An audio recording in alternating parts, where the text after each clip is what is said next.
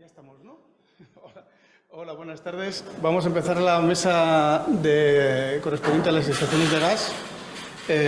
Para esto contamos con va a ser concerniente a las instalaciones de gas, a la correcta aplicación de la normativa en instalaciones de gas. Para ello contamos con la participación de Carmen Pascual, delegada de operaciones de Valencia Sur Alicante de ECIA, que va a hablar de las instalaciones de gas, principalmente haciendo hincapié en las medidas de seguridad recogidas en la normativa y los últimos cambios recogidos en esta. Y también contamos con Carlos Gonzalo, colaborador e invitado de ECIA y experto en instalaciones de gas, que fue presidente de la UNE 670 y asesor en la normativa RITE. Y sin más, damos paso a Carmen Pascual para que nos empiece a hablar de la normativa. Hola, buenas tardes. Bueno, voy a levantarme porque parece que estamos ahí en fila y me siento más cómoda también aquí. Bueno, gracias Román por la presentación, gracias a FEMPA, ¿no? por el congreso, felicitaros por toda la organización, agradeceros, ¿no? que podamos estar aquí con un tema tan importante, ¿no? como para nosotros es la seguridad. Antes de entrar, ¿no? lo que es en la parte de instalaciones de gas, que es un poco la jornada, ¿no? a la que queremos dedicar hoy este espacio, sí quería hacer hincapié, ¿no? en el marco, ¿no? en el que nos encontramos en la seguridad industrial desde Nedgia. La seguridad, desde hace ya más de una década, es el pilar principal y fundamental de nuestra empresa. Todas las actividades que hacemos desde la distribuidora, ya sean redes de distribución, puestas en servicio, inspecciones periódicas, lecturas, todos los hacemos partiendo de la base de que el trabajo sea seguro. Entonces, estamos totalmente convencidos y de acuerdo, yo, de las ponencias en las que he estado, con todo lo que se ha dicho, y es muy importante que el tema de la seguridad sea una cuestión de cultura de empresa, que todos los integrantes de la empresa tengan claro que la seguridad es lo primero. Bueno, quería hacer esta primera parte un poco para poner en contexto. En relación a la presentación que vamos a hacer sobre instalaciones de gas, la verdad es que podíamos haber elegido otra temática, pero bueno, hemos cogido esta porque siempre que hablamos de instalaciones de gas, implícitamente, ¿no? está ¿no? la parte de seguridad ahí siempre, ¿no? rondando. Pues creo que era la oportunidad, ¿no? para poder hablar de las instalaciones de gas y cómo una correcta aplicación de la normativa e interpretación de la normativa nos garantiza esa seguridad. Y para ello, bueno, voy a contar con la compañía de Carlos, que como ha dicho Román, pues es un colaborador e invitado de Nedgia, que, bueno, mejor que él, creo que nadie nos puede explicar, ¿no? esta parte de la normativa y seguramente aclarar dudas que a lo mejor se puedan tener, ¿no? en la sala sobre ella. Podíamos dedicarle mucho tiempo, pero al final hemos elegido centrarnos en tres grandes bloques, ¿no? para esta jornada. El primero será criterios de interpretación, ¿no? de la normativa en cuanto se refiere, ¿no? a la ejecución de las instalaciones de gas, qué normas son de aplicación, ¿no? Un poco para ponerles foco. En un segundo apartado hablaremos de los elementos de seguridad y control, ¿no? ubicados en esas instalaciones de gas y su correcta ubicación dentro de las instalaciones para que cumplan la función a la que están destinados. Y por último, pero no menos importante, ¿no? la parte de inspección periódica, que es fundamental para el correcto mantenimiento de las instalaciones de gas y poder tener la seguridad de que está en perfectas condiciones de uso. Y ahí haremos especial mención a la parte de los análisis de combustión. Pues sin más, doy la palabra a Carlos para que nos explique la parte de instalación. Gracias. Bueno, la presentación es bastante larga, pero lo que vamos a hacer es explicar los criterios y que quede lo más claro posible todo lo que es la parte de criterios de las instalaciones. Básicamente, empezando, a las instalaciones de gas y a los aparatos de gas les afecta todo lo que son gasodomésticos, les afectan dos reglamentos. El RITE El RIT es un reglamento basado en la eficiencia energética. Todo lo que es el RIT está pensado siempre en que la instalación sea lo más eficiente posible y que contamine lo menos posible. Está pensado de esa forma. Y el reglamento de gas está pensado justamente en lo que comentaba Carmen, en la seguridad. Los dos juntos hacen pues, que las instalaciones y los aparatos utilizando gas pues, sean eficientes, contaminen lo menos posible, lógicamente que tengan un buen rendimiento y además que sean seguros, juntando estos dos reglamentos. Como han comentado, yo participé justamente en estos dos reglamentos. En el de gas me nombraron presidente del grupo de trabajo y en el RITE estuve durante 3 años en la comisión asesora del Ministerio. Ahora ha cambiado, el último RITE no, yo estoy hablando del que estaba ahora, ha cambiado en julio de este año, entró en vigor la nueva parte y el año 2023 volverá a entrar otra vez una nueva parte del RITE que justamente tiene que ver con el tema de inspecciones y que afecta más a los aparatos. Nosotros vamos a ver hoy la parte que afecta más a la parte de instalaciones.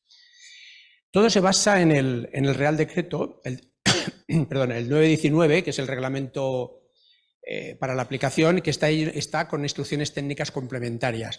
El propio reglamento es un libro relativamente pequeño, no tiene muchas hojas y te envía continuamente a normas UNE. Las normas UNE son las que desarrollan todo el proceso. Y la más larga de todo el reglamento, la norma que tiene más enjundia, más contenido, justamente es la 60.670, que habla de instalaciones receptoras de gas, hasta 5 bars, todas las que están en las viviendas, porque más de 5 bars de presión solo se pueden poner en las industrias, está prohibido en las viviendas.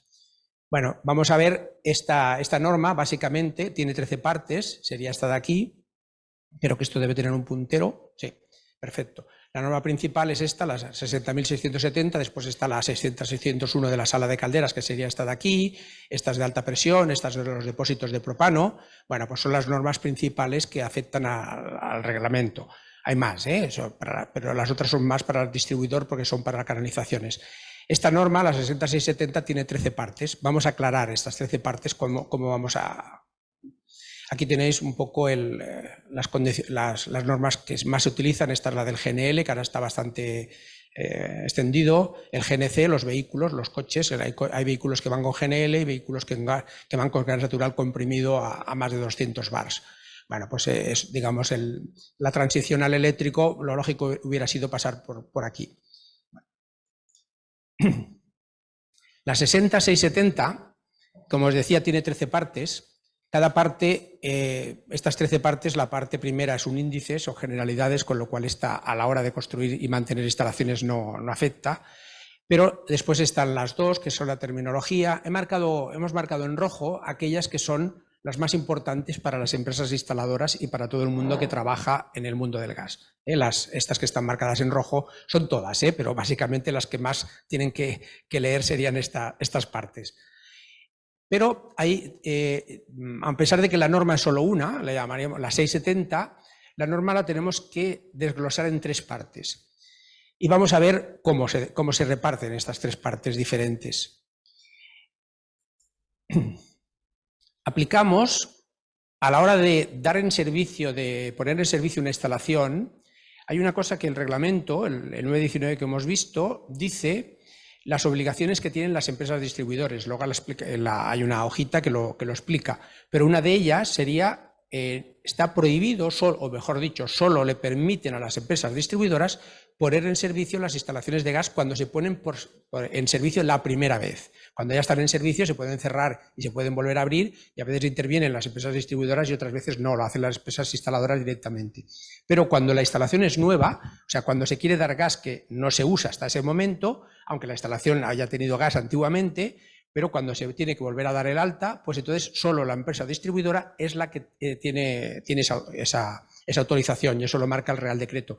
Hay otros países europeos que no es así. Esto es el reglamento español. No toda Europa, aquí Europa no está unificada, O sea, esto vienen con normas bastante antiguas. En Italia se opera de otra manera, en Francia también, o sea, hay muchas parecidas, pero España en el tema de la normativa de gas es bastante más exigente que el resto de Europa.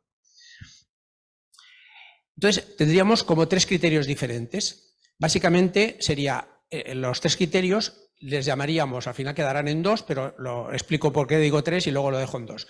Las instalaciones nuevas, cuando una instalación es nueva al 100% y yo la queremos poner en servicio, pues aplicaremos las partes de la 670 de la 2 a la 10. Seremos muy exigentes. ¿Por qué? No porque Energia quiera ser exigente, es porque el reglamento lo obliga a ser exigente. Dice, esa instalación le tienes que mirar esto, esto, esto y todo lo que es conceptos basados en seguridad. Como os decía, es un reglamento basado en la seguridad.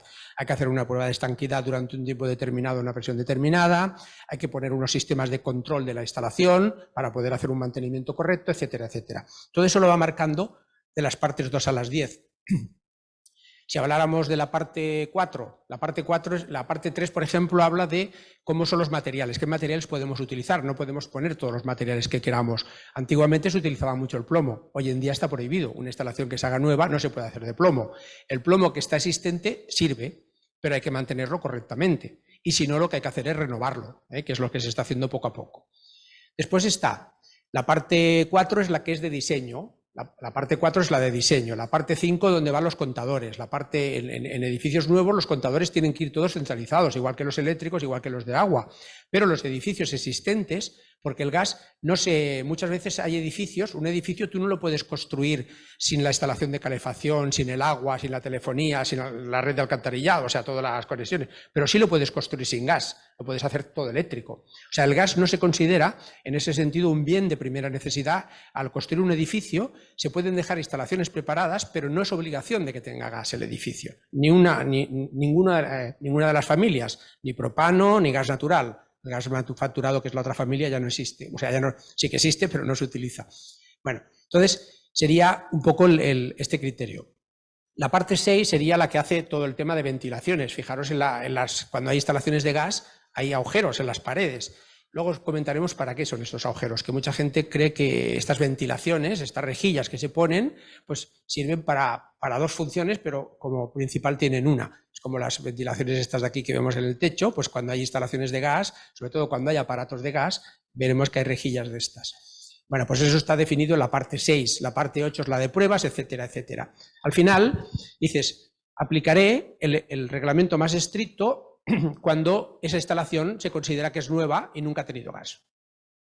Luego está aquel caso que la instalación se dio de baja y se vuelve a dar de alta, pero hace menos de un año que se dio de baja y se vuelve a dar de alta. O sea, el reglamento dice, si una instalación se da de baja y se vuelve a dar de alta en menos de un año, si tiene al día lo que comentaba Carmen al principio, la inspección periódica, que es importante, porque la inspección periódica ¿en qué se basa? Se basa en mantener la instalación en condiciones de seguridad durante toda su vida útil de esa instalación. Y eso está en las partes 12 y 13. Quiere decir que si tú tienes la instalación siempre cumpliendo con lo que marca la norma, las partes 12 y 13, quiere decir que tu instalación es segura.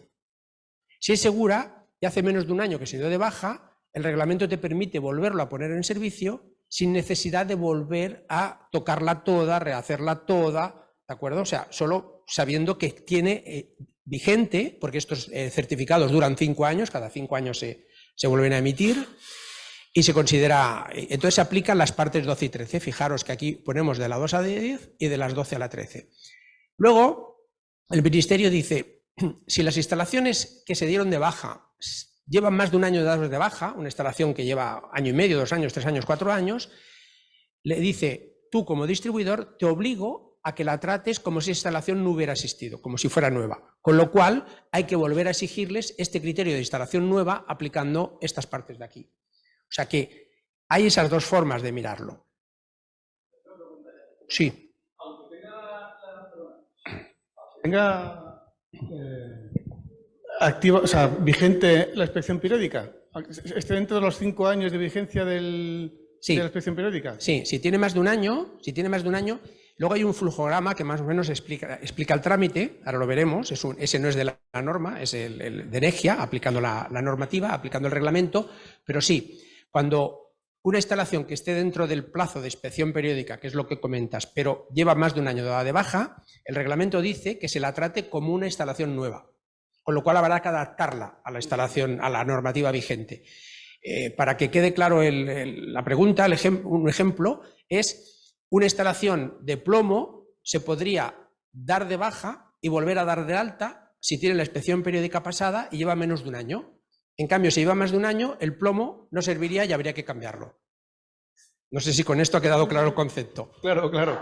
¿Vale? Pues eso sería. Y como yo he puesto el plomo porque es casi el más claro de ver, pero hay otros temas, ¿eh? Es decir, que tenga las tomas de débil calibre donde las tengas que tener, que tenga el limitador de caudal en las llaves de aparato, luego lo veremos. O sea, si se trata como una nueva, quiere decir que le vamos a exigir mucho más de los mínimos que se exigen en seguridad en la inspección periódica, que mantiene la seguridad siempre con unos mínimos de seguridad, y si le damos el criterio de nuevo, le vamos a pedir más de esos mínimos, más de ese mínimo. ¿De acuerdo? Ese sería un poco el concepto.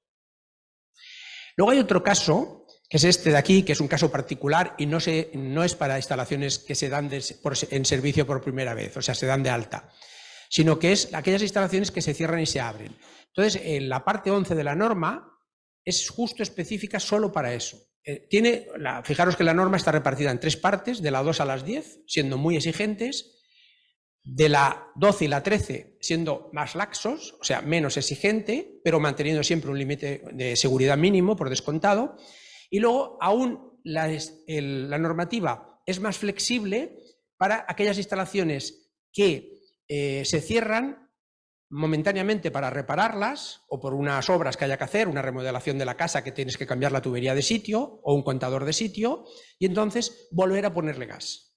Entonces, en este caso, se es menos exigente que estos dos y se comprueban 4 cosas. O sea, que no tenga fuga de gas por descontado, o sea, que no tenga una anomalía principal, porque las anomalías principales luego veremos que son aquellas que si encontramos una anomalía no te permite seguir utilizando el gas. Hay que arreglarla en ese momento o cerrarlo. ¿De acuerdo? Entonces, eso sería cuando se cierra una instalación, para repararla, pues van a mirar la fuga. Y he comentado antes que la fuga se hace con un manómetro, un tiempo determinado. Por ejemplo, en este caso de aquí lo podríamos hacer a través de la métrica del contador. La normativa te dice, si el contador no se mueve en 5 minutos, pues se considera que la instalación es estanca y no hace falta que le pongas aire para probarla y tal, porque esa instalación prácticamente ya tiene gas dentro. En cambio, una nueva no tiene gas dentro. Se lo pondremos nosotros cuando se ponga en servicio por primera vez, ¿de acuerdo? O sea, esos serían un poco los criterios. Bueno, ya casi he explicado la mitad de la presentación, con una hoja. Quiere decir que, aunque esté aquí y tenga 50, no os preocupéis que ya llevo 10 o 12 explicadas. Simplemente ahora las iremos pasando. Siempre hago eso, empiezo a explicar y al final no paso las hojas y todo con 2 hojas lo explico todo. Bueno, luego hay unas fotos que ayudan a entenderlo mejor. Bueno, este sería el flujograma que hablamos. Fijaros que al final, esta especie de laberinto, viene a decir, no se ve, bueno, dice solicitud de suministro tras un cese. Y entonces dice, más de un año o menos de un año. Aquí en este rombo dice, más de un año o menos de un año. Perdonad, pero soy un ruido de fondo. ¿Soy yo? ¿Sí? Sí, ahora sí. Es que mi voz, estoy acostumbrada a oírme por dentro, pero por fuera no tanto, a pesar de que me graban muchas veces, pero... Claro, es verdad, cuando tú te oyes, al principio no, yo ya me he acostumbrado, pero claro, a esa distancia no. Sí. Bueno, pues entonces... aquí dice fuera de servicio más de un año, si es que sí o si es que no. Fijaros, si es que no, pues y si tiene la inspección periódica al día, que es lo que explica esto de aquí, vas a este criterio de inspección periódica que se aplica a las partes 12 y 13. Pero fijaros que aquí prácticamente en este circulito marcado, en este óvalo marcado en rojo, hay muy pocas flechas que aparezcan, casi todas van a parar arriba, quiere decir que casi siempre se pide el máximo de exigencia cuando una instalación hay que ponerla en servicio. Siempre y cuando haya estado dado de baja, que quede claro. ¿Todo esto por qué? Justamente por lo que os decía. Bueno, aquí están las partes que se aplica de la norma, ya lo he explicado, con lo cual me las salto. ¿Por qué? También os lo he comentado. Porque el Real Decreto, el 919, que es la base de todo esto, lo dice. Lo dice en su artículo 5. Os he puesto aquí justamente el redactado del propio Real Decreto. Dice, para restablecer el suministro de una instalación receptora con contrato resuelto, quiere decir que se ha dado de baja, el peticionario, o sea, el cliente de las empresas instaladoras y usuario de las empresas distribuidoras, según define la instrucción técnica correspondiente, debe entregar al responsable de la puesta en servicio. ¿Quién es el responsable de la puesta en servicio? Justamente he explicado que en España es la distribuidora. O sea, porque no puede hacerlo nadie más. O sea, la ley obliga a que sea la distribuidora con personal propio o personal ajeno, pero la distribuidora. O sea, que la puesta en servicio la hace la distribuidora. Hay que entregarle copia del certificado de un control periódico sin anomalías y en vigor. O sea, que tenga la inspección periódica, que no tenga anomalías. Hay dos tipos de anomalías principales o anomalías secundarias. No puede tener ningún tipo de anomalías y además estar en vigor, no haber pasado más de 5 años. Si es así, pues se da gas. Pero dice, o en su defecto, o cuando la instalación haya permanecido en su defecto, quiere decir que no cumple estos requisitos que hemos leído, o cuando la instalación haya permanecido fuera de servicio más de 1 año, deberá seguirse lo dispuesto para nuevas instalaciones en la instrucción técnica correspondiente. Esto es justamente, Román, lo que tú preguntabas, y es el por qué aplicamos un criterio u otro, ¿vale? Porque justamente el reglamento nos dice, si ha pasado más de 1 año o no tiene eso, le aplicas el criterio más exigente. Tenga como tenga la inspección periódica. Exactamente, tenga como tenga la inspección periódica, sí, sí, ese sería el concepto. El por qué, no es porque Energía quiera, esto es obligación, es un real decreto y todas las distribuidoras lo cumplen, está claro.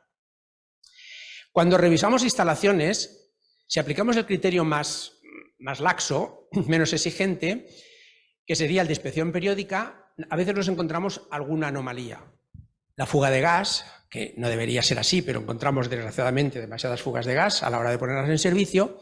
Y luego también, aquí están las deficiencias más habituales, o sea, todas, pero las más habituales, y luego llaves de aparatos sin conectar. Esto suele ser la normativa, cuando la cambiamos en la última vez, como os decía, yo colaboré activamente en este cambio de normativa, la que está vigente, nos dimos cuenta que había hubo hasta algunas deflagraciones de gas por culpa de gente que había quitado una cocina a gas y había dejado la llave y luego, sin saber exactamente de qué era, la habían abierto, empezaba a salir gas por allí y se acumulaba y hubo alguna deflagración. Entonces en la norma dijimos que por seguridad había que eliminar esa derivación, había que ponerle un tapón y si se quería dejar la llave porque el usuario tenía la posibilidad de poner otra vez una encimera a una cocina a gas, sabéis que también las hay vitrocerámicas a gas, bueno, pues la llave tiene que estar cerrada, por descontado, bloqueada, porque las llaves antiguas no permiten bloquearlas, con lo cual habría que cambiar la llave. Además hay que precintarla y taponarlas, o sea hay que ponerles un tapón. Hay muchas llaves de las famosas que se ponían con un flexible que no permiten poner un tapón.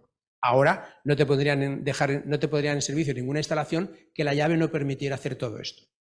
No permitiera que se precinte, que se tapone y que se bloquee. En cambio, la famosa llave de oliva que se llamaba antes, que se enganchaba a un flexible, esta ni se podía bloquear, ni se podía precintar, ni se podía taponar, porque no era su diseño, no lo permitía. ¿De acuerdo? Habría que cambiarlas. Y estas llaves han creado bastantes problemas en las instalaciones. Luego también algo de ventilaciones. Los locales, bueno, casi todos se ponen en servicio con ventilaciones, pero con el tiempo acostumbran a cerrarse. Eso es muy habitual, por abajo entra el aire frío y muchas rejillas se ponen. Es verdad, hay un concepto equivocado, y ya lo voy a comentar, aprovecho, es decir, las tuberías de gas no se ventilan. Las tuberías de gas son seguras, no tienen fugas, o sea, son estancas, con lo cual no hay que hacerles ventilaciones a los locales donde pasan las tuberías de gas. Sí que hay que poner una vaina para que ventile si hubiera una fuga en un sitio, por ejemplo, si pusiéramos el gas por aquí, por el falso techo, que no lo podemos controlar, o si viene de un local al que no da servicio porque no hay aparatos. Entonces, ese local, pues ponemos una vaina pues, que esté ventilada por los dos extremos o por uno al exterior, y si hubiera una fuga se marcharía al exterior, ¿de acuerdo? Para controlarlo. Pero una tubería que vemos aquí, que la coloquemos por la pared, nunca le haremos rejillas a las paredes para ventilar la tubería. Eso es un concepto erróneo. Las ventilaciones se hacen para los aparatos. Por eso, los aparatos, que cada vez hay más que son estancos quiere decir que están cerrados al local que están instalados, el concepto de estanco es que toman el aire desde el exterior y emiten los humos al exterior, no perjudican al local, es como si no estuvieran en el local, por eso esos aparatos permiten estar en dormitorios, en cuartos de baño, cosa que otros aparatos de gas no, o en sótanos. Este es un concepto. Y las rejillas se utilizan para que entre el aire, porque por cada metro cúbico de gas que se quema en ese aparato se necesitan 10 metros cúbicos de aire aproximadamente en el gas natural. Contra más poder calorífico tiene el gas, más metros cúbicos de aire gasta por metro cúbico de gas consumido. Significa que las rejillas sirven para que entre básicamente el aire. para que entre básicamente el aire. Además sirve para renovarlo. ¿Por qué decimos, en el caso del propano o butano las ponemos abajo, y en el caso del gas natural se exigen arriba, y a lo mejor hay 2 o últimamente hasta con una es suficiente? Bueno, porque les damos 2 funciones. La principal, que es esta que yo he dicho, el aire va a entrar igual si está por arriba, está por abajo, o sea, no importa, va a entrar porque entra por diferencia de temperatura, pero el gas natural pesa menos que el aire, es más ligero. Luego lo comentaremos con un poco más de detalle. Con lo cual, si hubiera una fuga de gas en un local, iría subiendo, y si tenemos una rejilla en la parte alta, se iría por allí. Y contra más se vaya al exterior, menos problemas hay de que pueda pasar algo dentro de las casas. El cambio, el butano y el propano, el butano concretamente pesa el doble que el aire. Quiere decir que en el momento que hay una fuga, enseguida se queda abajo en el suelo, y la rejilla tiene que estar en la parte baja justamente para que se escape lo más baja posible, para que el que se escape de las bombonas no subirá, se irá al suelo y se vaya a ras de suelo. Por eso dice, si tienes una rejilla, tengo butano. Si tengo una, ponerla abajo. Y si en el gas natural, si tenemos una, ponerla arriba. Básicamente sería el concepto. Harían estas 2 funciones. Pero eso es... La segunda función es de seguridad para la acumulación de gas, y la primera función es de seguridad para que el aparato combustione perfectamente y no intoxique, que es uno de los problemas más importantes que tenemos hoy en día, que no es de la instalación de gas propiamente, es del aparato. Pero los aparatos los contiene tanto el RITE como el reglamento de gas. Perdonad que voy así muy rápido, lo digo, pero para que me coma, si no me paráis, me preguntáis sobre la marcha, sobre lo que queda. Fácil, ¿eh?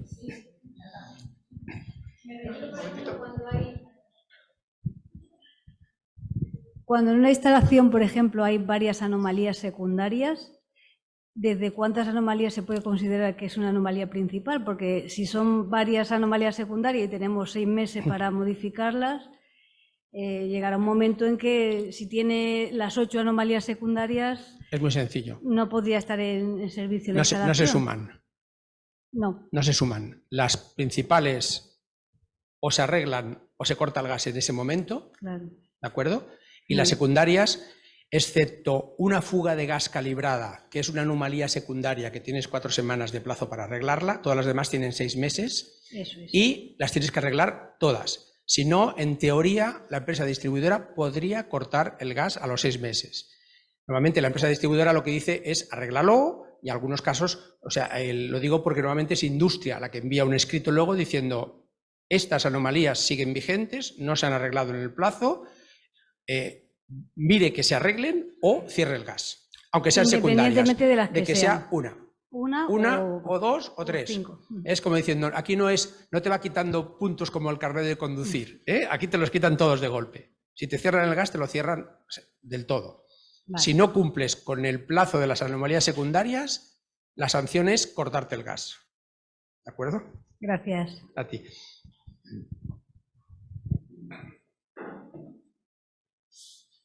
Lo que sí que ha servido, lo que la separamos en principales y secundarias, esto de la I significa individual, la S secundaria, y en la hoja anterior teníamos la I individual y la P principal, ¿de acuerdo?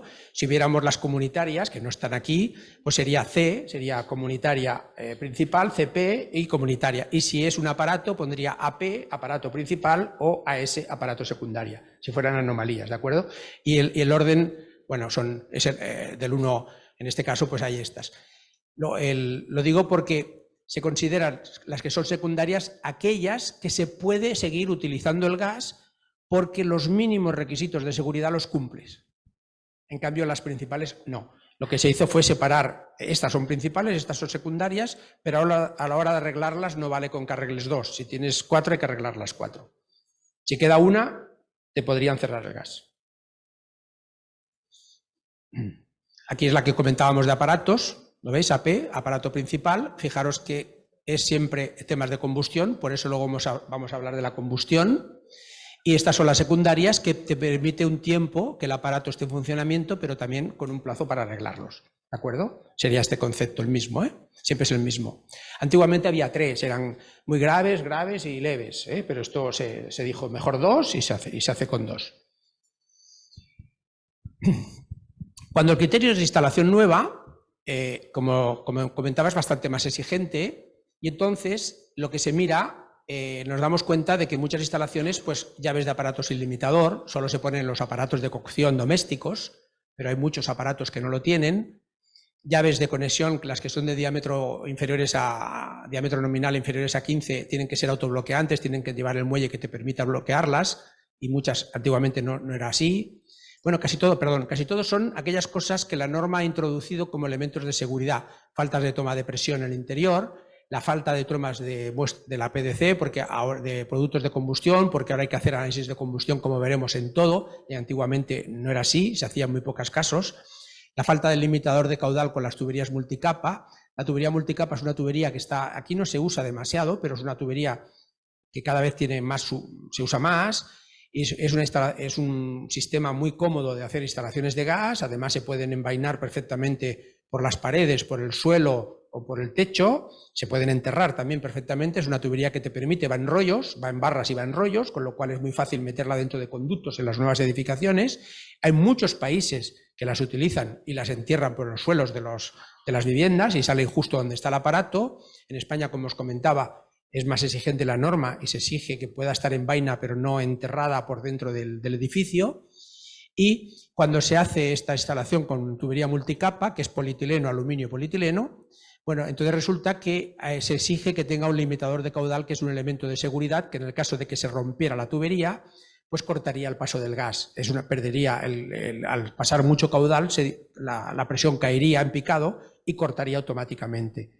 Entonces esto sería como empieza el tema eléctrico, o cuando pasa con el termopar de las cocinas, aquello que clac, en el momento que no hay tensión, pues corta, ¿no? Pues sería algo así. En el momento que no hay presión, la presión se hunde, pues siempre cortan. Después también un criterio que es la conexión entre campana y calentador o caldera cuando están en el mismo local. Hace muchos años nos dimos cuenta que la gente que tenía los calentadores siempre atmosféricos, no estancos, porque el estanco ya os decía que no afecta, atmosféricos en el mismo local que está la campana, calderas o calentadores, los humos del calentador, en lugar de salir por la chimenea, la campana tiraba tan fuerte, tiene mucha más fuerza que el tiro natural del calentador, y entonces lo que hace es que lo arrastra, lo hace pasar por el circuito de la cocina, el local que está, que normalmente es la cocina, hasta la campana extractora, y si en ese proceso, en ese circuito hay gente, esa gente al pasarle el humo con el monóxido de carbono de una mala combustión, porque además al llevarse el aire del calentador genera una mala combustión, pues se puede intoxicar. Entonces eso ya hace tiempo que se prohibió y se hizo que no pudieran funcionar los dos a la vez, de forma que hay un dispositivo que corta la campana cuando el calentador se pone en marcha. O hay otro sistema que es poner un calentador o una caldera de tiro forzado, o sea, ponerle un extractor, forzar el humo que salga del aparato, y entonces ya la campana no tiene fuerza para arrastrarlo y pueden estar los dos en el mismo local. Tanto es así que en los nuevos edificios, en las nuevas instalaciones, en edificios nuevos, esto ya no se pone, ya está prohibido que estén en el mismo local y se pone la caldera en un local y la campana en otro, ¿de acuerdo? O sea, y además son estancas, con lo cual no afectaría, pero ya se prohibió hace tiempo. Esto lo hicimos porque nos dimos cuenta que había gente que se intoxicaba por este motivo. Yo, al margen de esto que os he explicado, estuve 43 años en el Grupo Gas Natural. Entre ellos pasé por muchos puestos, estuve destinado en Italia, estuve trabajando en Sudamérica, estuve 6 años como coordinador, los abogados siempre decían que nunca dijeras la palabra responsable, el jefe de atención de urgencias del Grupo Gas Natural. Y me ha tocado asistir a muchos juicios por temas de problemas en las instalaciones, deflagraciones de gas, intoxicados. Aún así voy a veces a alguno como experto en el tema, y bueno, y esto hace que nos dimos cuenta las cosas estas y hemos cambiado alguna normativa, aprovechamos estas cosas que nos dimos cuenta para cambiar la normativa, O sea, yo tuve la suerte de pasar por no por el puesto de jefe de urgencias, eso no fue más que una suerte, o sea, estar en el puesto sí, el vivir los problemas no, pero luego sí que me nombraran pues colaborador en el tema de la norma y pudimos justamente mejorar la norma en todos estos temas de seguridad. Y luego también nos dimos cuenta, esto es menos importante a nivel de seguridad de la gente, que los contadores que están en la calle si se mojan, al final el soporte se oxida y se rompe, y por eso pedimos que sea de acero inoxidable. ¿de acuerdo? Solo cuando está a la intemperie. Si está cubierto con un tejadito, no, pero si está a la intemperie, sí. Bueno, básicamente sería esto. Esta es la parte 11 de la norma, esto sí que es copia de la norma, y aquí dice todo lo que puede hacer la empresa instaladora. Fijaros que lo puede hacer todo, en algún caso tiene que comentarlo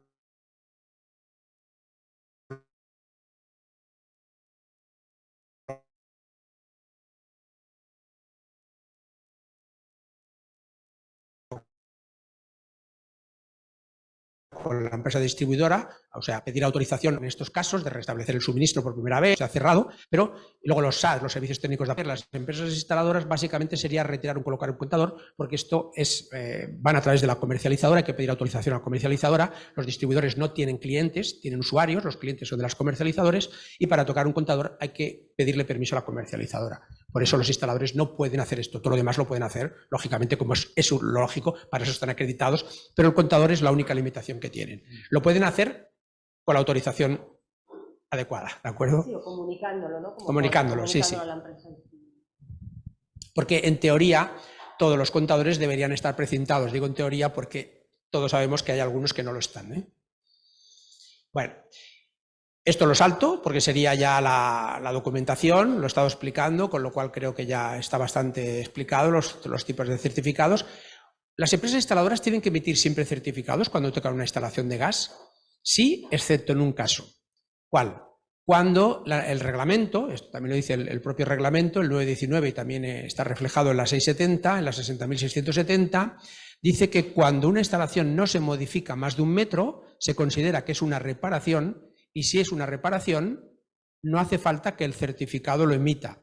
Si vosotros cogéis un certificado, estos documentos que hemos visto aquí están pequeñitos, pero si viéramos aquí, esta fila que pone aquí, luego lo vemos en otra que se ve más grande, pone realizado, ampliado, modificado, revisado. No dice reparado, justamente porque las reparaciones no hace falta emitir otro certificado. En los otros sí. Lo veremos luego. Aquí lo podemos ver. Justamente esta línea, que es la que estaba intentando ver antes, pues pone, declara, la empresa instaladora declara haber realizado, modificado, ampliado o revisado. Algunas comunidades autónomas hasta lo han, este certificado, digamos que lo han hecho más espléndido, o sea, lo han ampliado poniendo más cosas, porque este es el del ministerio, que es un mínimo. Luego hay comunidades autónomas que lo aplican directamente o hacen otro a su medida, siempre pidiendo más cosas. Bueno, al final las empresas instaladoras tienen que tener muy claro que si dice es realizado, significa que prácticamente el distribuidor entiende que es nueva y le exigirá toda la norma, lo más estricto. En cambio, si le dice que la ha revisado o que la ha modificado, pues sabe que es una instalación que ya existía y entonces puede aplicar los dos criterios, el de inspección periódica en la instalación, en la parte de la instalación que ya existía, y si tú has modificado una instalación, solo en la parte modificada se exigen los nuevos reglamentos, porque la ley es muy clara en esto. La ley dice, todas las instalaciones, hablo tanto de RITE como de gas, todas las instalaciones tienen que cumplir con el reglamento vigente en este momento y como mínimo con aquel reglamento que existía cuando se pusieron en servicio por primera vez. Eso es lo que dice la ley. O sea, te dice, yo te voy a exigir siempre que cumpla con el reglamento que estaba en ese momento, luego que la mantengas cada X tiempo con los controles de inspección periódica. Y si puede ser, que cumpla con la normativa que tienes en este momento. Si tú la vas modificando a trozos, a partes, te voy a exigir siempre que la parte nueva se ajuste al reglamento que está vigente en este momento que la estás modificando. Y no hace falta que cambies toda la instalación, solo la parte que necesitas cambiar. Y el resto mantienes como mínimo lo que existía en su momento, con las obligaciones de mantenimiento que tienes. ¿De acuerdo? O sea, ese es el criterio, básicamente, para todas las instalaciones, tanto de gas como de RITE. Y con este criterio, la gente tiene claro lo que debe hacer y cómo actúan las empresas distribuidoras que controlan las instalaciones.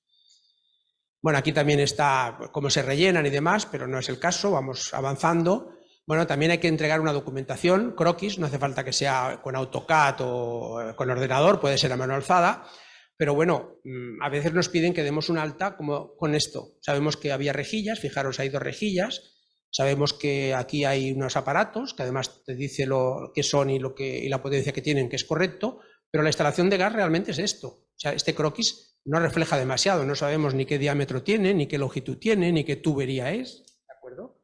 Más que nada parece un dibujo para diseñar el local o lo que sea, no, más que para una instalación de gas.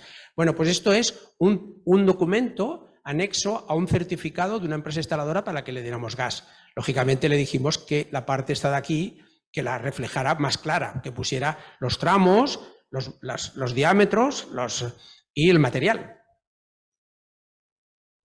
¿De acuerdo? O sea que, bueno, pues esto suele pasar, ¿eh? Es un curioso croquis. Bueno, pues esto sería otro, etcétera, etcétera. Lo digo porque aquí queda muy claro esto que estaba explicando.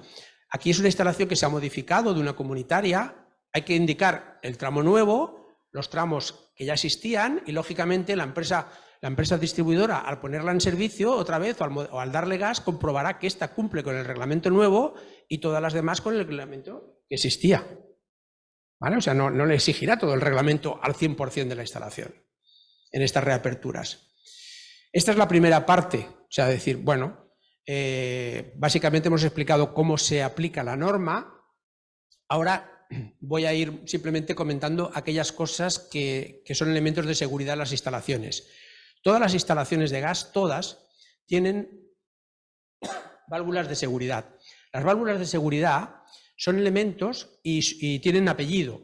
La válvula de seguridad sería el nombre y luego decimos válvula de seguridad de mínima, válvula de seguridad de máxima, válvula de seguridad de escape a la atmósfera. Cada una tiene una función.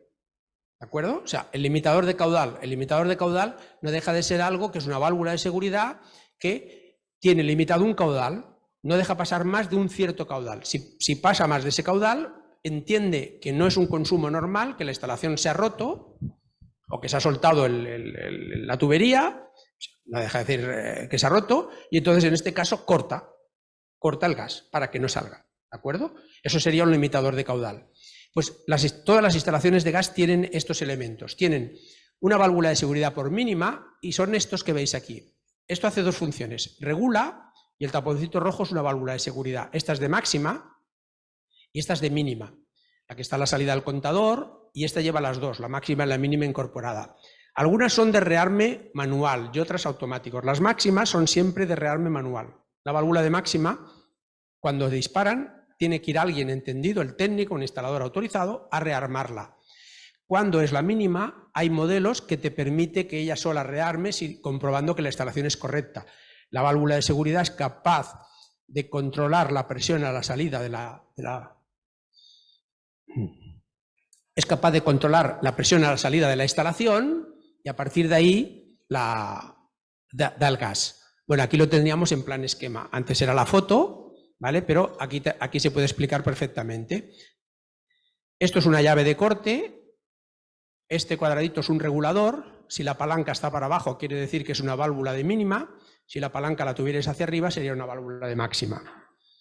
Y la de escape a la atmósfera sería una valvulita que no está aquí dibujada, pero que lo que hace es que antes de cortar el gas, esto se pone mucho en las industrias, en las instalaciones industriales, porque imaginaros que no se puede parar el proceso.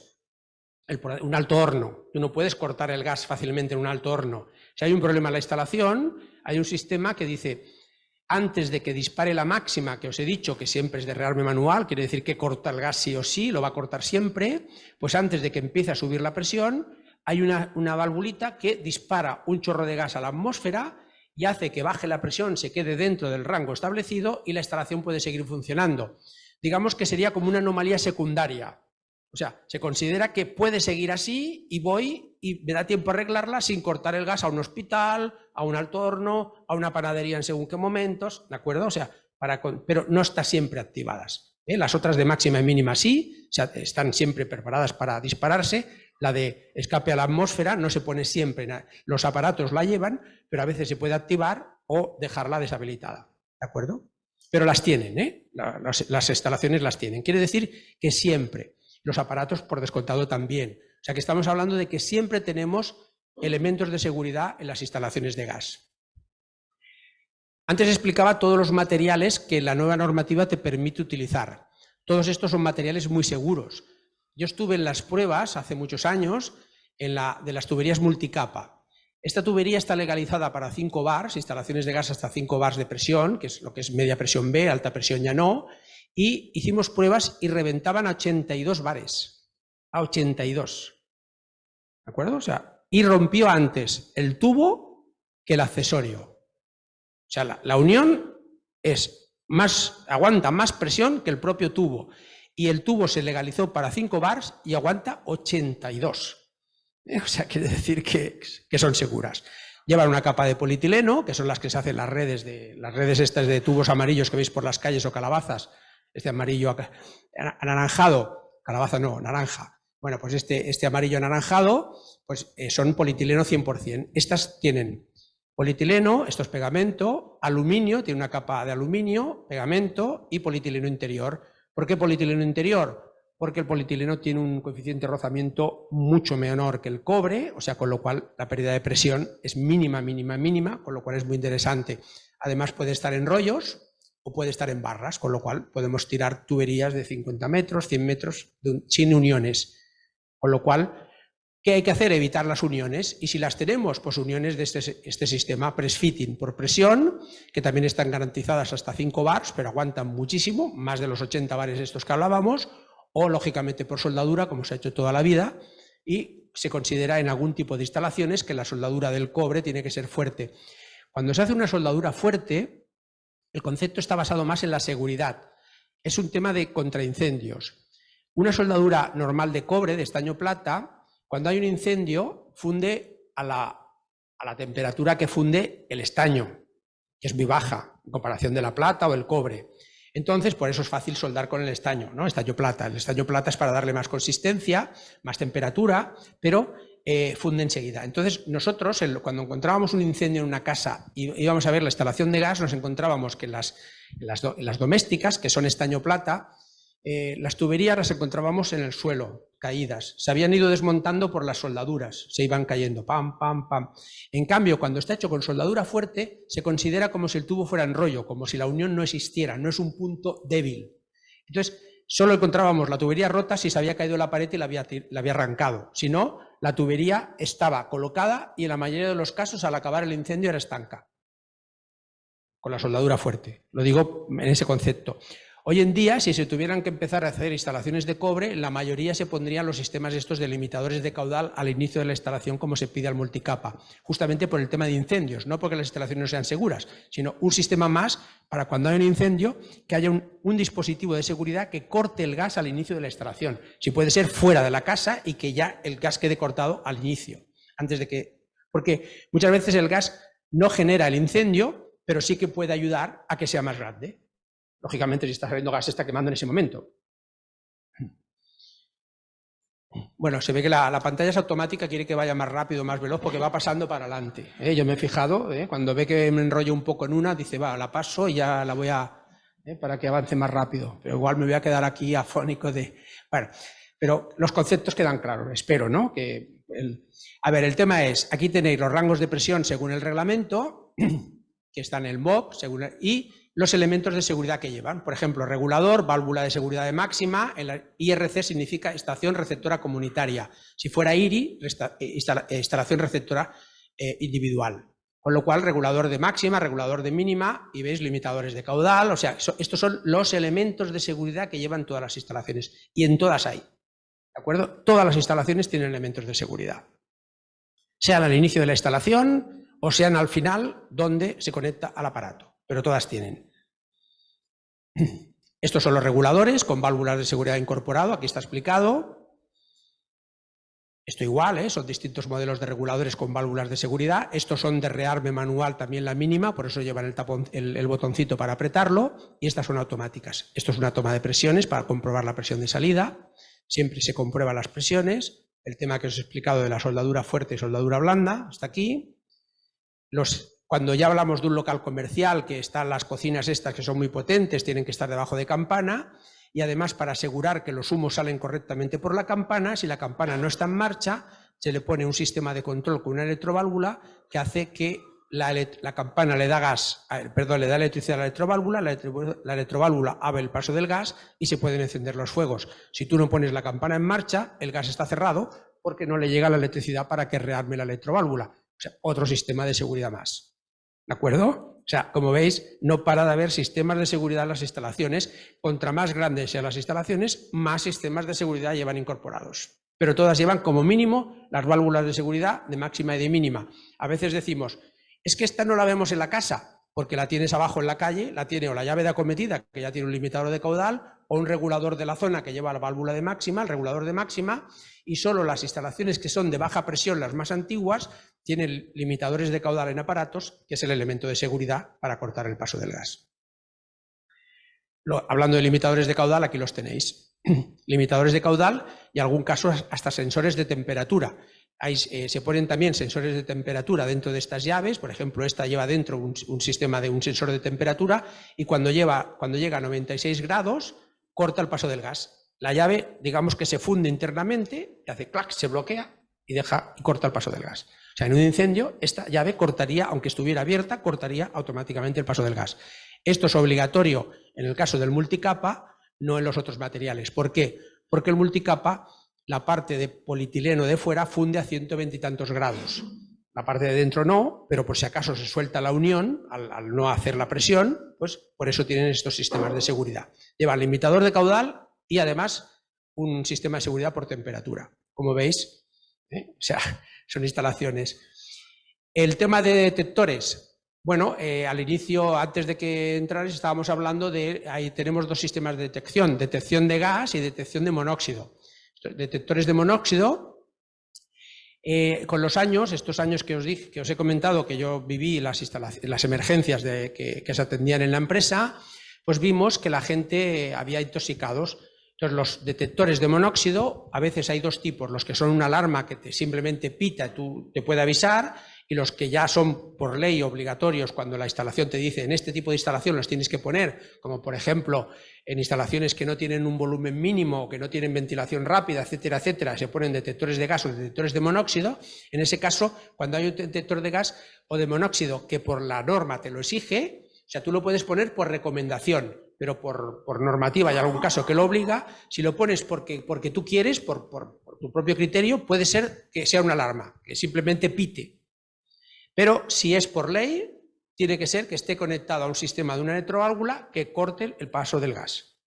¿De acuerdo? Hay los dos sistemas. En las salas de calderas, por ejemplo, los hay todos. Antiguamente no estaban, ahora sí. Hay comunidades autónomas que lo exigen en los locales comerciales. Bueno, pues tenemos dos casos, el detector de gas y el detector de monóxido.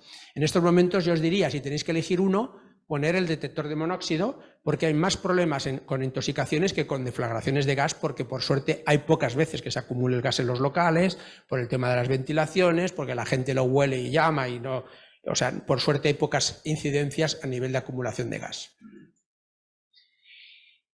Las obligaciones de las empresas distribuidoras las tenéis aquí, las he comentado antes, la que más os afecta, o sea, la que más viene con la charla, pero bueno, están obligadas a cada 5 años a hacer la inspección periódica. Esto lo comentaremos a continuación, o si no, o sea, cuando no está hecha por la empresa instaladora, atender las urgencias, hacer las lecturas. Esto en otros países tampoco es así, y ya está. El tema de inspección periódica, no sé si Carmen aquí tú quieres comentar algo o voy a ir.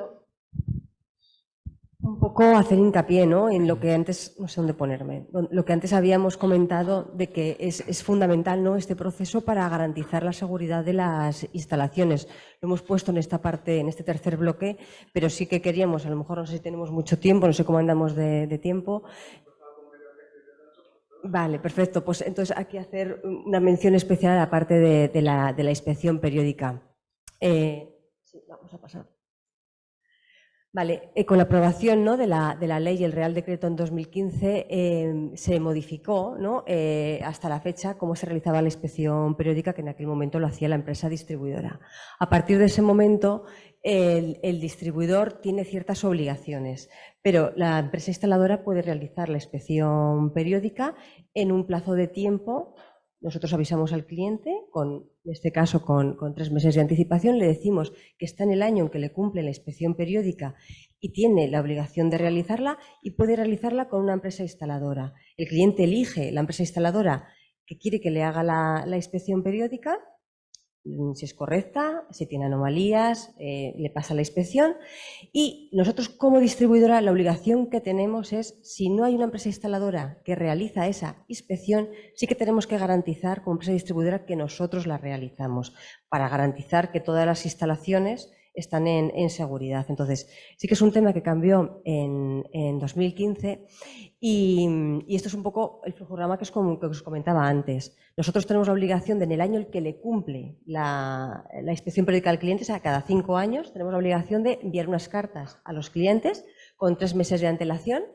El cliente recibe esa comunicación por nuestra parte, sabe que tiene que realizar la inspección periódica y decide si la quiere realizar con una empresa instaladora, al cual le llama, le hace la inspección periódica y sí que es cierto que en ese sentido la empresa instaladora tiene que emitir un certificado de inspección periódica y hacernos conocedores de ello. Para ello la distribuidora tenemos en nuestra web, ¿no? En la web, en este caso en la web de Energia y el resto de distribuidoras igualmente, una plataforma en el cual el instalador sube su certificado de inspección periódica, en ese le emite una factura, en este caso por un importe que no se le cobra al cliente. Eso es importante que se sepa, ¿no? Que nadie va a casa de un cliente a realizarle una inspección periódica y le va a cobrar en el momento.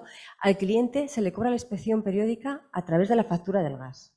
Es decir, a través de la comercializadora, que es al final lo que decía antes Carlos, los clientes son de las comercializadoras. Entonces, en este caso, si al cliente le hace una inspección periódica un instalador, sube el certificado de inspección periódica a la web de la distribuidora, emite una factura y la informa en la web que hemos habilitado al efecto. De manera que nosotros como distribuidora o cualquier otra distribuidora comunica al comercializador el importe de la IP realizado por esta empresa instaladora y el comercializador se la factura al cliente.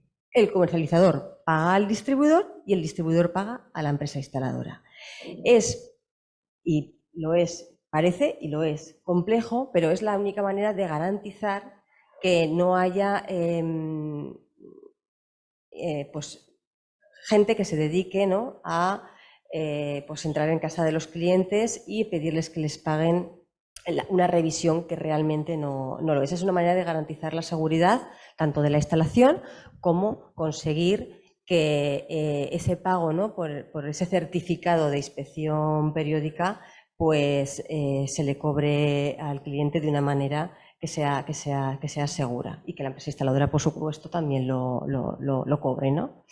Entonces, bueno, este es un poco el flujograma que bueno, es complicado, pero garantiza, ¿no? Tanto la seguridad de la instalación por un lado, asegurándonos que tenemos que revisarla cada 5 años, ya sea por empresa instaladora o por distribuidor, y que garantiza también que en este caso el cliente realiza un pago con un certificado de instalación que está perfectamente realizado, ¿no? Es una manera de garantizar este proceso.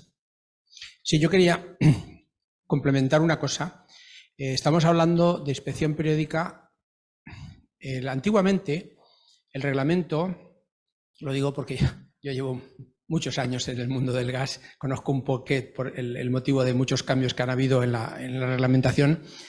Antiguamente había una cosa que se llamaba inspección periódica, que lo hacían las empresas distribuidoras y lo hacían cada 4 años, no cada 5, cada 4. Y luego había otra parte que era revisión periódica, que decía que la tenía que hacer el usuario, el titular o el usuario de la instalación, contratando una empresa instaladora. Eran 2 temas. El reglamento los consideraba diferentes, pero al final prácticamente se controlaban, se miraba lo mismo. A la hora de ir a las casas se miraba lo mismo. Entonces, al final, el gobierno lo que hizo, para colmo, había un reglamento sobre GLPs que también hablaba de 5 años de que se revisaban las instalaciones. Con lo cual era un pequeño lío. Al final decías, bueno, ¿quién tiene que hacer qué?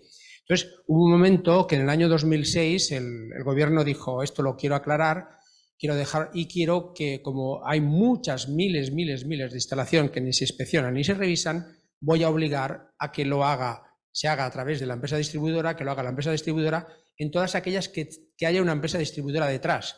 Y en aquellas que no lo hay, que hay un suministrador de gas, que es en el caso, porque no, mucha gente decía, bueno, es el caso del gas natural y el caso del propano. Es decir, no siempre es así, porque también hay instalaciones de propano que tienen un distribuidor detrás, ¿de acuerdo? O sea, pero en el porcentaje muy alto es así, pero no es el 100%, porque también puede haber distribución de propano en ese sentido, ¿de acuerdo? O sea, si hay un distribuidor detrás, entonces es el distribuidor que tiene esta obligación. Si no hay un distribuidor de gas, en el caso que hay un suministrador, las típicas bombonas de las casas y demás, ahí eso es una revisión periódica y los distribuidores no hacen nada a ese respecto. Lo tienen que hacer, sigue estando en manos de los titulares de las instalaciones, como siempre, cada 5 años, eso sí se unificó todo cada 5 y a través de una empresa instaladora autorizada.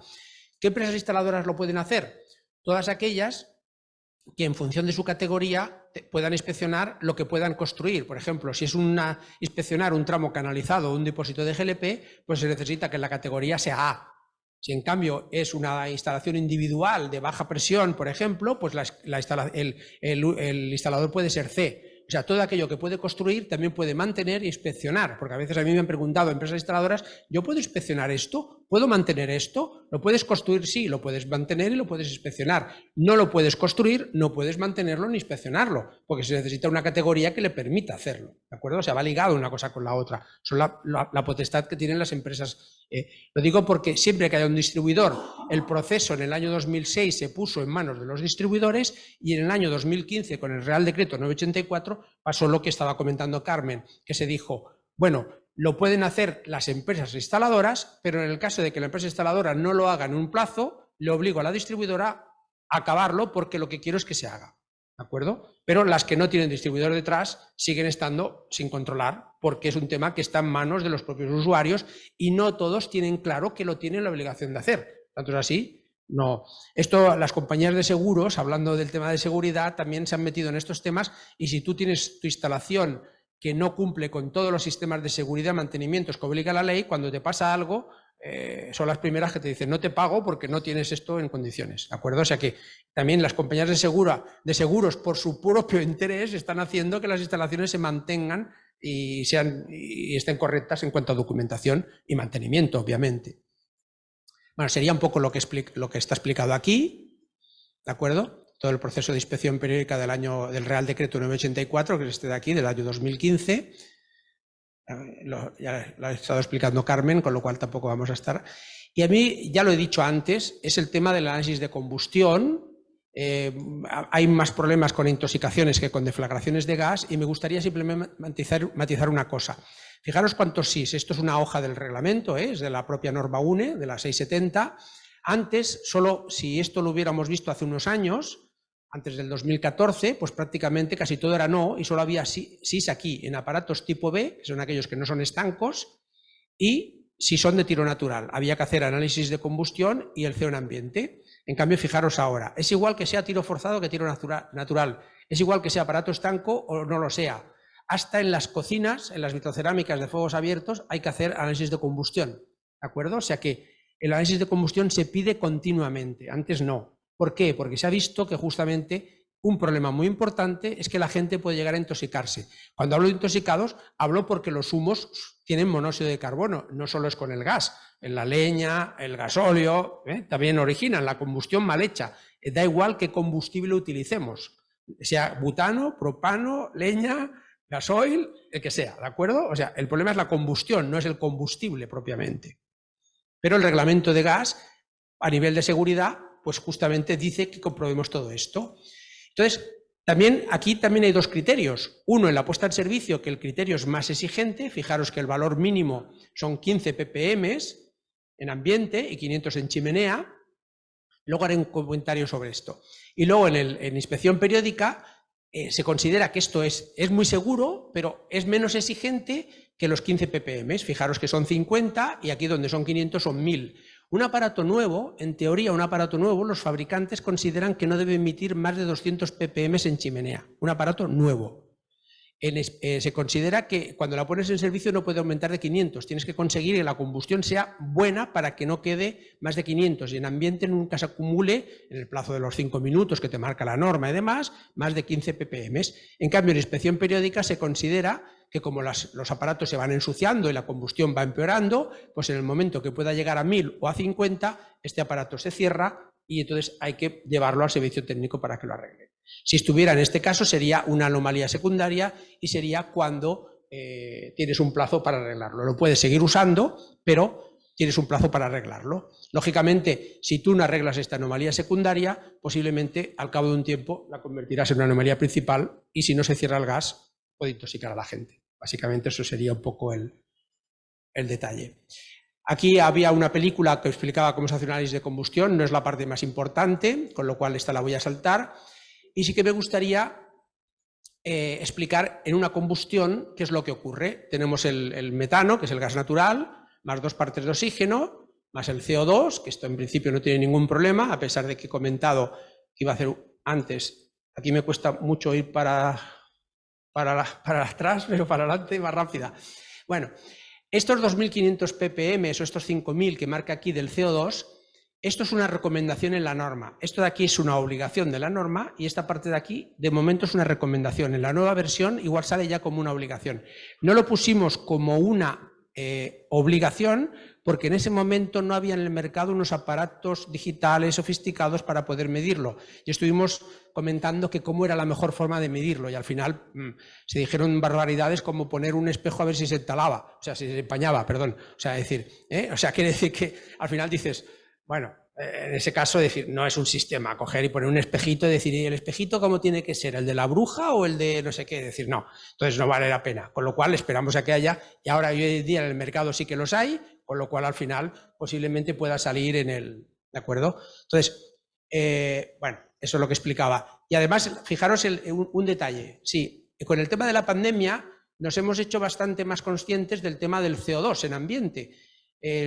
Estando yo cada año suelo estar unos días aquí cerca, en Calpe, estoy ahí unos días tranquilamente paseando y en un hotel que estoy ahí, cuando entras a comer, pues resulta que había una pantalla muy grande y la gente decía, ¿qué está contando? ¿El número de personas? Ya que yo me lo quedé mirando y le digo, no, está contando, entre otras cosas, temperatura, humedad y tal, está contando el CO2 que hay en el ambiente. Y en el momento que llegaba a 700 y pico se ponía en marcha y empezaba a renovar el aire. Y si aumentaba, pues entonces hasta paraba de entrar gente en ese momento.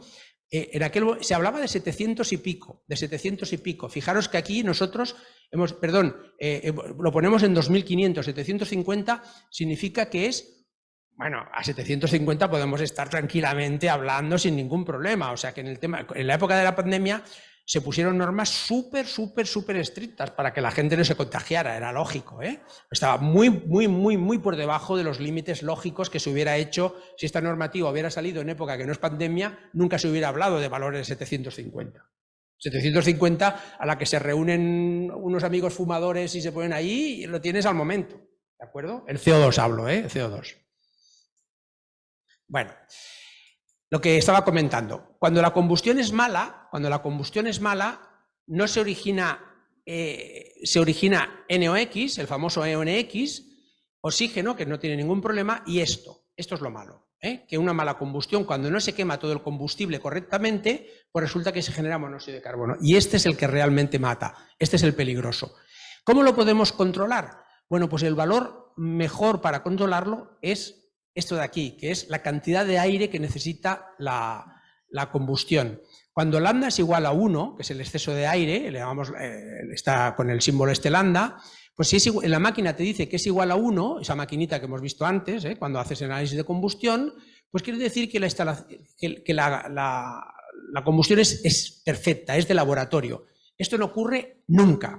Es mentira, no ocurre nunca. Es imposible tener una combustión perfecta. Eso solo está en un laboratorio, ¿de acuerdo? En la práctica, nunca. Quiere decir que en la práctica, para el gas natural, esto normalmente es 1,2, 1,3. Y en las calderas de condensación y calentadores de condensación, que ya empieza a haber en el mercado, pues el valor aún es más alto.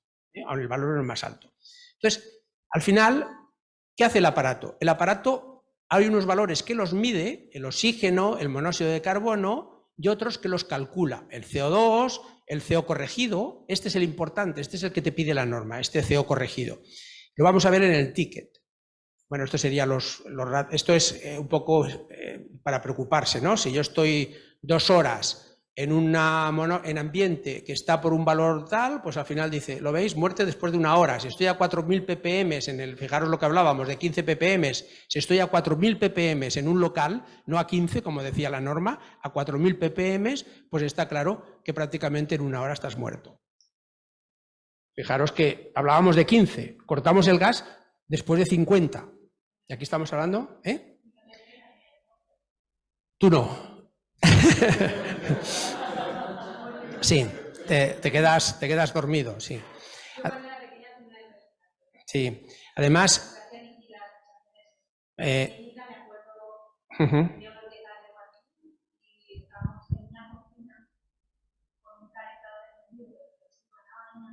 Sí, sí.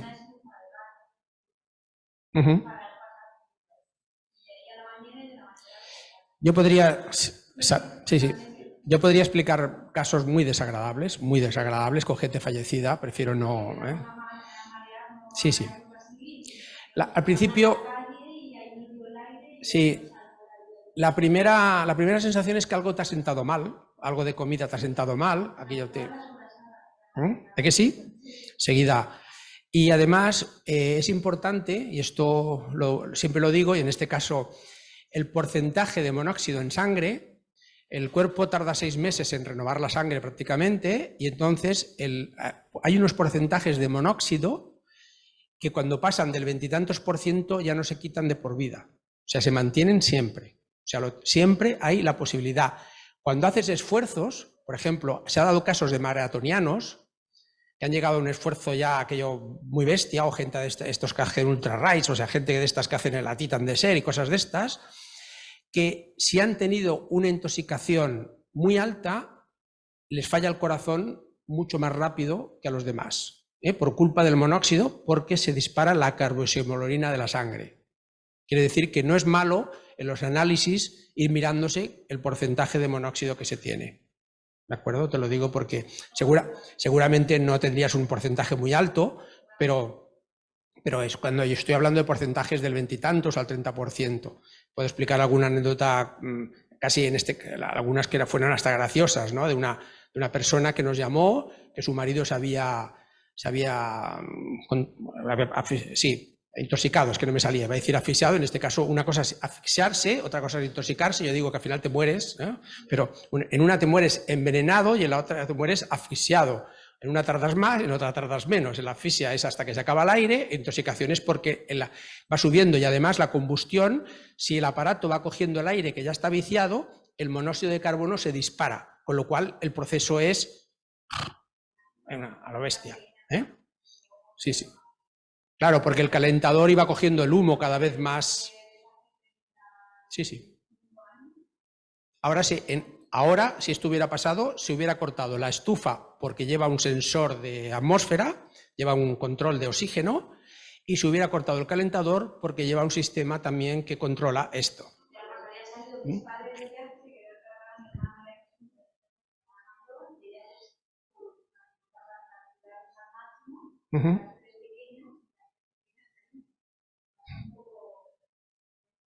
Sí, sí.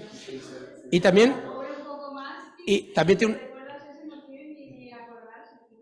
tiene una... Hay momentos, cuando vives muchos casos de estos, te das cuenta, la gente que hace esfuerzo, al respirar más rápidamente, el monóxido de carbono entra mucho más rápido en la sangre, y aunque tengas menos rato, por ejemplo, esos valores que hemos puesto ahí de tiempo y cantidad, esto es estando en reposo. Si tú estás haciendo ejercicio en un gimnasio, esto es, en la cuarta parte de tiempo, dispara. Quiere decir que cuanto más ejercicio hagas, más rápidamente entra el monóxido. La sangre es muy ávida del monóxido de carbono y enseguida lo chupa. Si está en el ambiente, enseguida se lo traga. ¿De acuerdo? O sea que hay que... Y como el monóxido de carbono tiene una densidad muy parecida a la del aire, cuando está caliente se va para arriba. Y a medida que va bajando, va intoxicando. Con lo cual, intoxica primero a los más altos, y si la gente está durmiendo en el suelo, son los que más tarde se intoxican. Yo he visto casos en un caso muy desagradable, que hubo 3 fallecidos, se salvaron los niños más pequeños porque se quedaron durmiendo, uno en el sofá y otro en el suelo. Y aún el monóxido no había llegado y por un motivo muy parecido al que tú has explicado. Porque la hermana mayor se metió en la ducha, en este caso pusieron un calentador preparado para gas natural, lo pusieron con butano, con lo cual aquello fue terrible, el monóxido de carbono era bestial y mató a 3, eran familia, primas, o sea, hermanos y primos, y de los 5 niños murieron 3. ¿De acuerdo? O sea, casos de estos me ha tocado vivir algunos. Bueno, al final el control os decía, este de aquí, el monóxido corregido, que es este valor, este 81 que pone aquí, sale de multiplicar el 52 por el lambda. Este lambda no se ve aquí porque se ha movido, pero es 1,56. Si multiplicamos esto por este valor, saldría el 81, ¿de acuerdo? O sea, es el valor que calcula. El que mira la norma mira 2. Este de aquí, el corregido, que es la lambda por el que calcula la máquina, y el del ambiente, este que pone ambiente CO. Estos dos son los que marca la normativa. Este de aquí, que es en chimenea, que es el que no puede pasar de los 250 que hablábamos, o de los 500, y el de que no puede pasar de 15 o 50 en función si es inspección periódica o inspección de alta, estos dos valores. Modificando el tiro, o sea, modificando la toma de aire de los aparatos, tú eres capaz de mover varios valores. Mueves este, a la vez que mueves este, y además mueves el rendimiento. ¿De acuerdo? Puedes ir jugando. Los SATs lo que hacen es que van regulando el aire, los aparatos, para conseguir una combustión mejor, siempre y cuando que tengan el máximo rendimiento, pero sin que se le disparen estos valores de aquí. Esa es la clave, por eso explicaba el tema de porque la agente de intoxicación. Entonces, eso es lo que quería explicar, justamente tu ejemplo nos ha servido perfecto. Bueno, era por mi parte, voy a explicar la anécdota esta que era graciosa para terminar, porque he explicado la menos graciosa. Yo tuve que ir a juicio y demás, o sea, no como experto, no, en este caso. Bueno, pues estando en uno de los años que estuve allí, mi compañero, lógicamente estábamos 24 horas al día trabajando y íbamos en turnos de 8 horas y mi compañero llega y me dice, Carlos, se ha intoxicado un señor que estaba en el hospital, yo he hablado con la mujer, dice una chica muy guapa, me ha comentado que a ver qué pasa, tal, y él dice, bueno, y le he dicho que cuando llegue el marido del hospital que nos envíe por fax el informe. Envía el informe, llama por teléfono, nos envía el informe, 26% de monóxido en sangre. Le llamo por teléfono y le digo, ¿su marido hace deporte? Dice, sí, va 3 días a la semana al gimnasio. Digo, bueno, pues en 2 o 3 meses que no haga deporte, o sea, que no vaya, y que haga otro análisis de sangre y que mire a ver exactamente, porque esto ha sido una intoxicación de monóxido, no ha sido una mala digestión, ha sido una intoxicación de monóxido, con lo cual que lo revise y que, bueno, si puede hacer una cámara hiperbárica que la haga, pero si no, que al cabo de 3 meses que haga esto. Le digo, o sea, que procure que no haga ningún esfuerzo. Y coge y dice, hombre, somos una pareja joven y para nosotros el sexo es importante. Yo pensaba, bueno, y entonces, y dice, ¿me está diciendo que en 3 meses no podemos practicar sexo? Y yo me quedé así parado y le dije, no le estoy diciendo eso, le estoy diciendo que no se pase y piense que Gas Natural está a su disposición para lo que necesite. Y me dice, ¿cómo? Y yo le digo que Gas Natural está a su disposición para lo que necesite, con lo cual yo se echó a reír y le digo, sí, dice, vale, nunca me llamó, o sea, no. Se quedó así.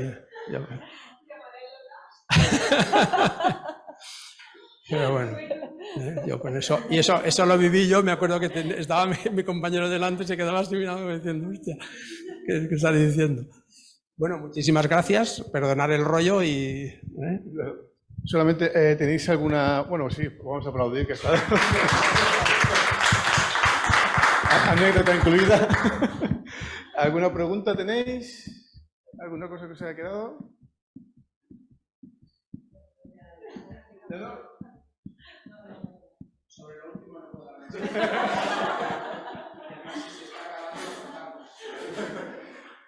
Pero yo quiero hacer una pregunta. Así, el tema de las licitaciones, Tema de ventilaciones, no sé cómo ponérmelo de cerca, de lejos.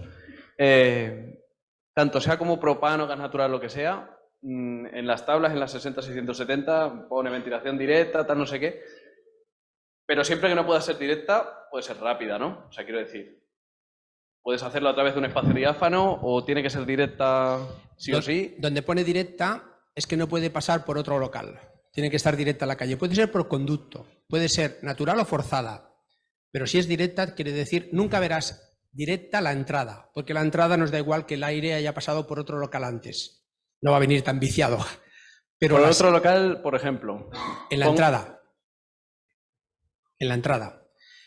Tú me hablas de directas. Yo te estoy comentando. Las indirectas normalmente se permiten en las entradas de aire, nunca en las salidas. Cuando hablas de directas, siempre hablas de salidas. ¿Sí? A veces te obliga a que la entrada sea directa y la salida sea directa. Y a veces te dice, la entrada puede ser directa o indirecta, pero la salida nunca te va a decir, puede ser indirecta.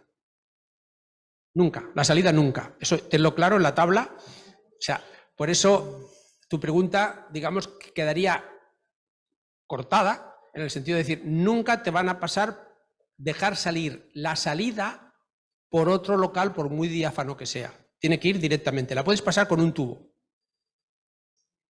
Conducida. Vale. He cortado, pero es eso. Es que por eso te lo quería matizar. Vale. Porque la tabla, fíjate bien, cuando te pide que haya hasta unas medidas de altura en nueva edificación, claro, o cuando tiene más de 30 kilovatios los aparatos, más de 16 kilovatios los aparatos tipo A. En este caso, en ese IVAS, ya es que más o menos me imaginaba los locales. Lo digo porque yo como ingeniero estoy legalizando muchas instalaciones de proyectos de restaurantes y demás, y justamente es una de las cosas que más nos estamos mirando, el tema de las ventilaciones para eso. Entonces, en ese sentido, nunca la entrada puede ser indirecta, pero la salida nunca te la van a dar directa. Siempre te puedes poner un conducto o forzada. Forzada con un extractor sí te la podrían garantizar, siempre y cuando el extractor, cuando estuviera parado, dejara libre el espacio. Como, ¿de acuerdo? Para la posible acumulación, para que no estuviera siempre en marcha. Pero en el caso de conductos sí. Y los conductos que tengan menos de 3 metros es como si fuera una rejilla grande. O sea, no son conductos. Pero indirecta la de salida, nunca. Vale, perfecto. Gracias.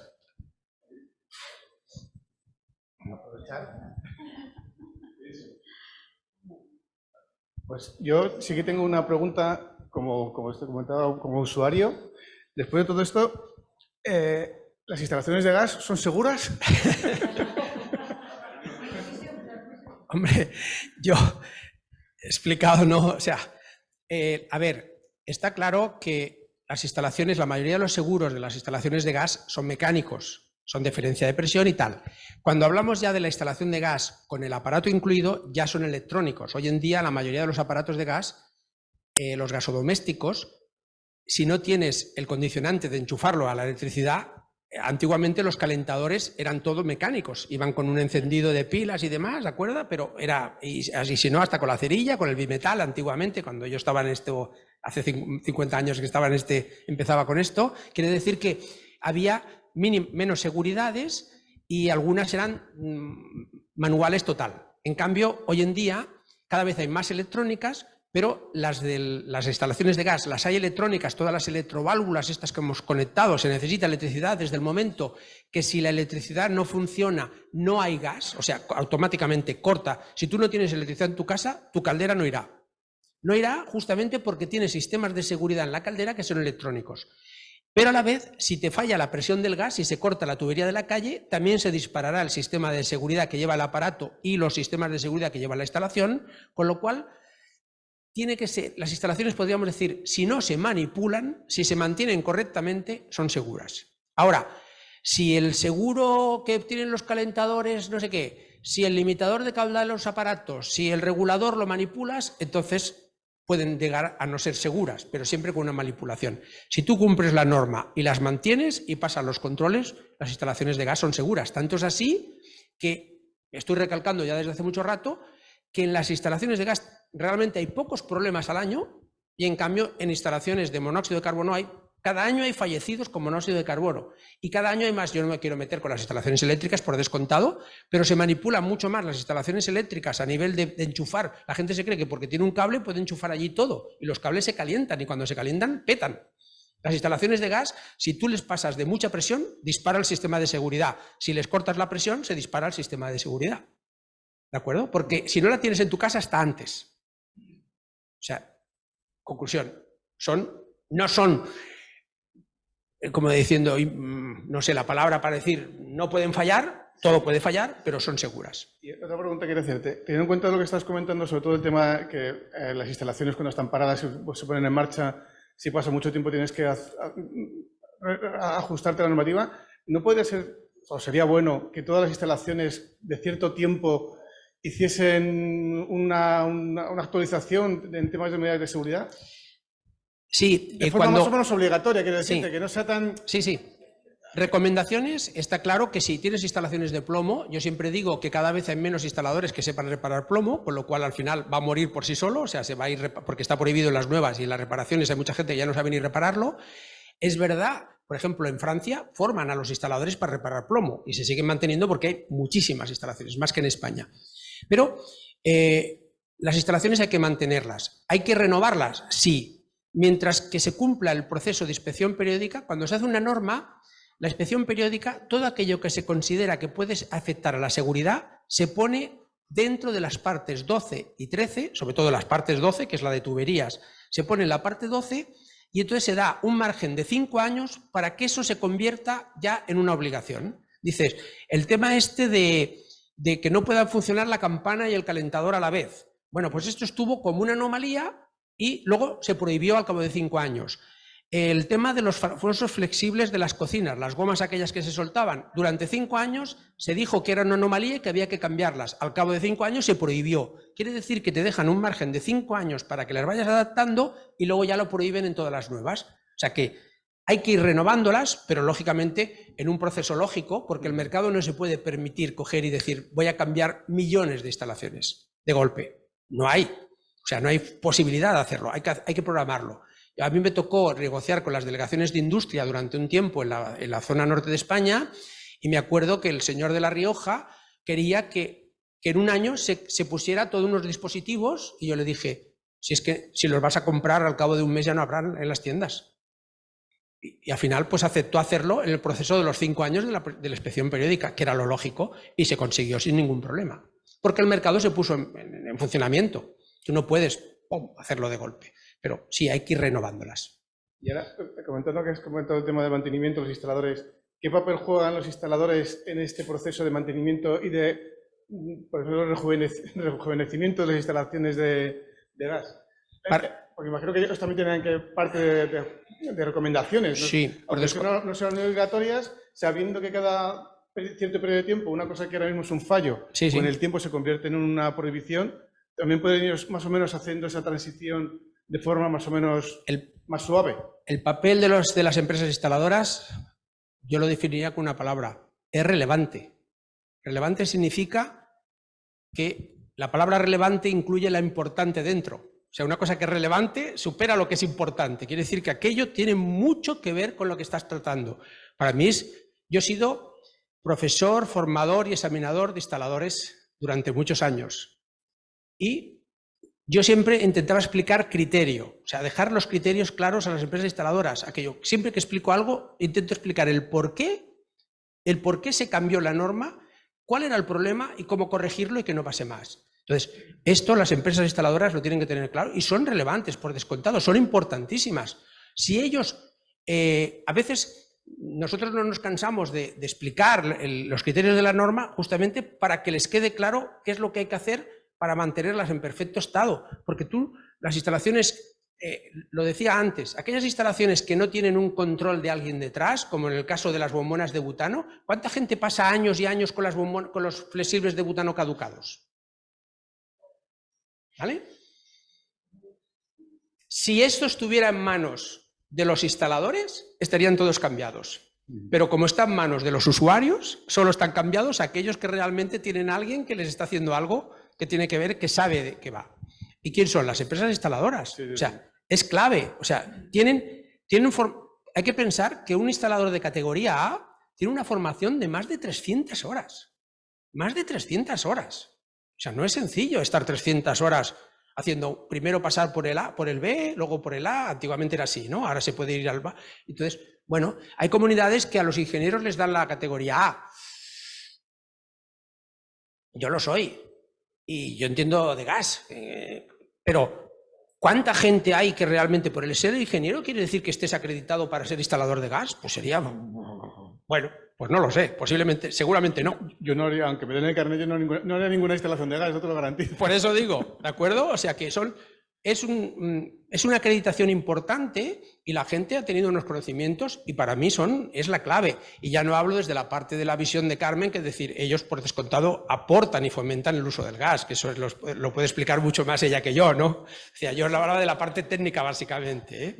Ya para terminar, porque he mirado ahora, no sé si nos hemos pasado yo también nosotros. Quería preguntaros a los dos un poco, ¿cómo veis el futuro de las instalaciones de gas? Teniendo en cuenta cómo va a avanzar la normativa, ¿qué es lo que veis que viene? A ver, es una pregunta en un momento complicado, ¿no? Y de total actualidad, ¿no? El tema del gas. A ver, estamos por un lado con la transición energética, ¿no? Por un lado, y por otro lado nos encontramos con una situación, ¿no? Geopolítica, la guerra de Ucrania, ¿no? Que ha puesto de relevancia, ¿no? El sector, en este caso, el sector energético en general y el sector del gas, con lo cual coge una relevancia importante. Nos hemos dado cuenta de la necesidad, ¿no? Por mucha transición energética, necesitamos un periodo de tiempo para llegar. Aquello no es inmediato. Entonces, claro que tenemos mucho que decir, tenemos muchas oportunidades, tenemos el gas renovable, el hidrógeno, tenemos unas infraestructuras en España, en Europa, que permiten, con una capilaridad, ¿no? Que permiten llegar a muchísimos usuarios y tenemos esa oportunidad para descarbonizar, ¿no? Que es un poco el objetivo, ¿no? que tenemos todos y en el que todos tenemos que estar enfocados. Nosotros tenemos oportunidad con el gas renovable y así lo estamos viendo desde Nedgia. Hay potencial, en España en particular hay potencial, tenemos granjas ganaderas, tenemos los sedares, tenemos las plantas de residuos y el gas renovable al final no deja de ser un biogás que sale de estas plantas, que sale de estos sedares, que relativamente es sencillo, ¿no? Encapsularlo y inyectarlo de nuevo tras un proceso a la red de gas, de manera que la dependencia, ¿no? exterior, ¿no? que podemos tener en este caso del gas, pues la minimizamos y tenemos un potencial importante en este sentido y mucho, digamos, que por hacer, ¿no? Y en ese sentido también, pues por supuesto no es un tema solamente de la distribuidora, sino que en las empresas, consultores, ingenieros, son el hilo conductor que permiten, ¿no? que todo este proceso de descarbonización pues finalmente se realice en el menor tiempo posible y tenemos una gran oportunidad, en este caso con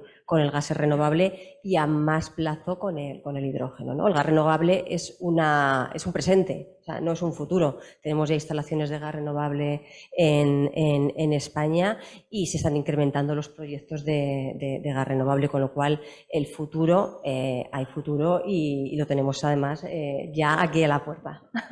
Bueno, daría para mucho más, ¿no? este tema. Las tuberías van a servir. Efectivamente. Bueno, como compañero Lorenzo lo sabe, yo el tema del hidrógeno estoy muy a tope. No. Quería, por ejemplo, una cosa que más o menos, entre comillas, me preocupa, ¿no? Que sé que las instalaciones de gas, por lo menos durante un periodo de tiempo, o sea, van a tener que compartir el hidrógeno, esa es la idea también. Un porcentaje sea de hidrógeno y parte de biogás, que ese es el mix que se quiere conseguir en el futuro. Y el único problema que hay con el hidrógeno son los componentes de acero de alto carbono, que son los que tienen un problema con el hidrógeno, que tienen reacción. Pero eso, un compañero de Naturgy me comentó que esos son relativamente pocos, están localizados y es relativamente fácil hacer el cambio. O sea que esa transición hacia lo que viene ahora va a ser más o menos fácil. Yo creo que va a ser mucho más sencilla que la que nos costó hacer del gas manufacturado al gas natural, que tuvimos que cambiar miles y miles de kilómetros de tuberías.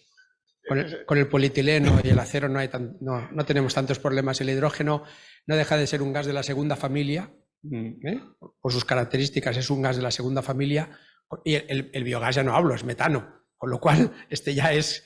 Pero el hidrógeno es un gas de la segunda familia, una densidad diferente, un poder calorífico diferente, habrá que hacer cosas técnicas, el tema de presiones, lo que sea, pero las tuberías servirán, está claro.